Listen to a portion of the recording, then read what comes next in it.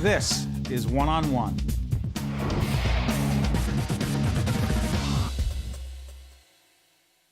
Dr. Marianne Vakalis is Interim Provost at Berkeley College. Good to see you, Doctor. Thank you. Thank you for having me here. Well, it's our pleasure. We were talking right before we got on the air officially.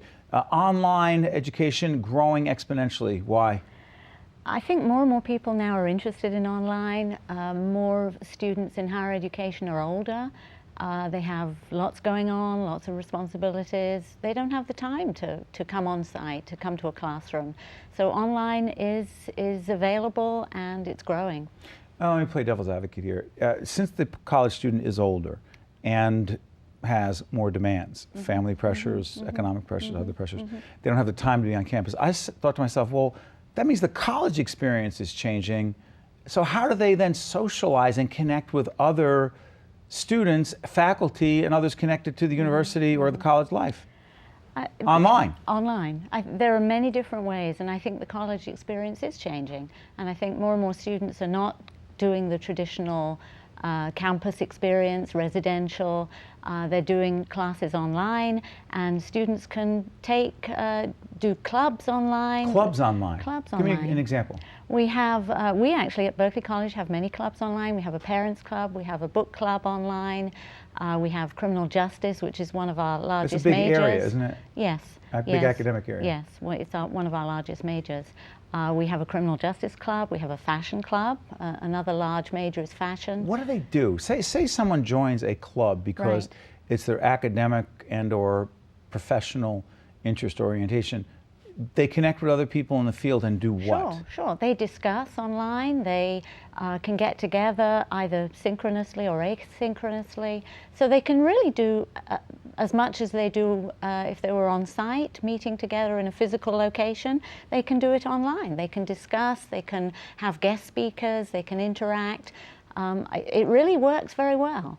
We've discovered that it's as good as an experience as on-site. For those who do not understand, Doctor, or appreciate the connection between, because I've taught at several universities and colleges, but have never taught online. Okay. And I've always. You should. I'm somewhat intimidated by it because my work is in the field of leadership and communication. Sure. Currently, full disclosure, at NYU. And I can't imagine teaching communication and leadership online because I'm thinking I have to see you, you have to see me. Right. But I'm sensing from some of my colleagues who do it online that that's not true. That we can have a connection without seeing each other. Yes. Talk about that. Absolutely. The discussion board is really the replacement for the classroom. The discussion board. The discussion For those board. who don't know what that means, explain. That means it's a place where you can log in, you can have conversations, it can be synchronous or asynchronous. What does that word, It means you can either do it at the same time or at a later time. By the way, what are we looking at right there, that video right there? What is that, Jackie? That's an online discussion board. We're actually looking at the video there. Go ahead, I'm sorry. Good.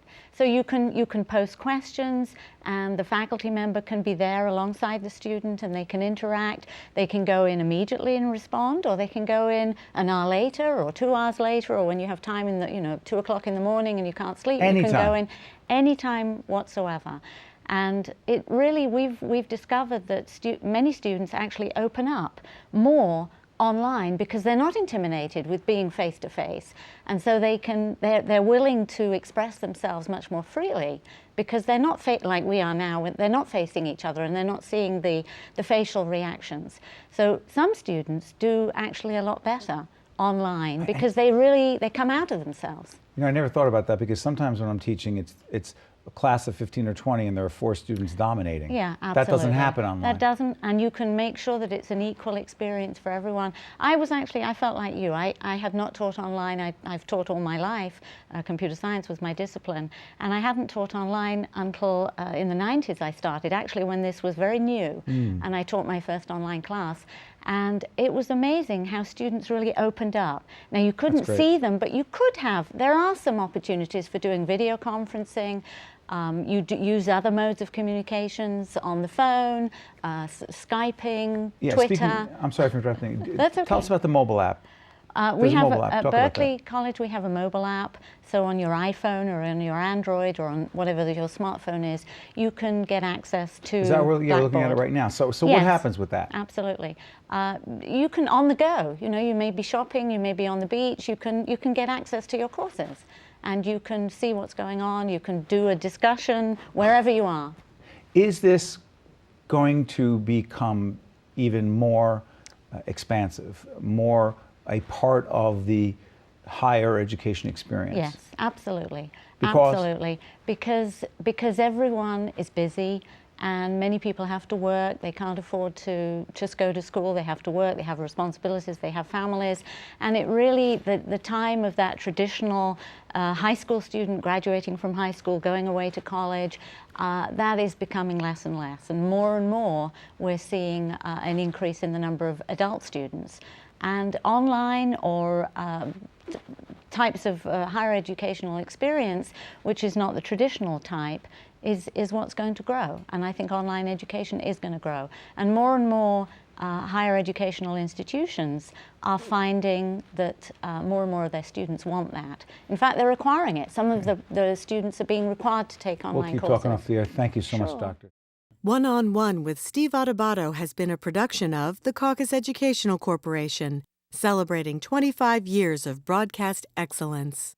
Funding for this edition of One-on-One with Steve Adubato has been provided by Wells Fargo, Horizon Blue Cross Blue Shield of New Jersey, the New Jersey Education Association, New Jersey Council of County Colleges, New Jersey Manufacturers Insurance Group, PSE&G, and by Verizon Communications. Promotional support provided by The Star Ledger and NJ.com, and by the New Jersey Business and Industry Association. Transportation provided by Airbrook Limousine. One-on-One with Steve Adubato has been produced in partnership with St. Joseph's Healthcare System.